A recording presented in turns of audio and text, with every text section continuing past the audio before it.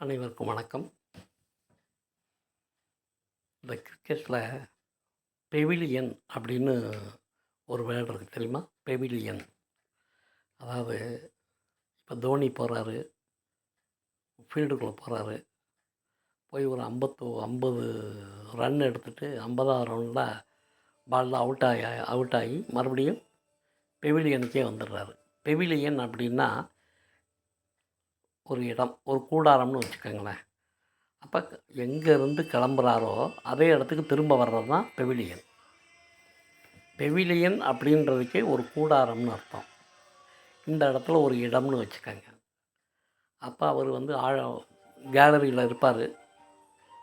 அவர் turn வரும்போது தோனி போய் விளையாடுவார். 50 ரனில் அவுட் ஆகிட்டார்னா மறுபடியும் கிளம்புன இடத்துக்கே எங்கேருந்து கிளம்புனாரோ அந்த இடத்துக்கு வந்துடுவார். அந்த இடத்துக்கு பேர் பெவிலியன். இதை நடைமுறை ஆங்கில ஸ்போக்கன் இங்கிலீஷில் எப்படி யூஸ் பண்ணலாம் அப்படின்னா, நான் சென்னைக்கு போகிறேன் இன்றைக்கி, நாளை கழித்து ரிட்டர்ன் ஆகி வர்றேன். Okay, I go to Chennai today, I back to pavilion day after tomorrow.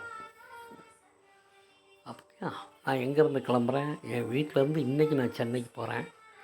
மறுபடியும் நாளை கழித்து நான் எங்கே வர்றேன், மறுபடியும் நான் என் வீட்டுக்கே வர்றேன்.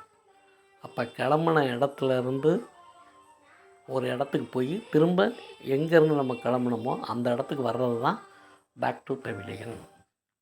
நல்லா இங்கிலீஷ் தெரிஞ்சவங்க தமிழும் யூஸ் பண்ணி இங்கிலீஷும் யூஸ் பண்ணும்போது எப்படி கேட்பாங்கன்னா, சார் நாளைக்கு நீங்கள் சென்னை போகிறீங்களோ? ஆமாம். பேக் டு பெவிலியன் அப்படின்னு தான் சொல்லுவாங்க.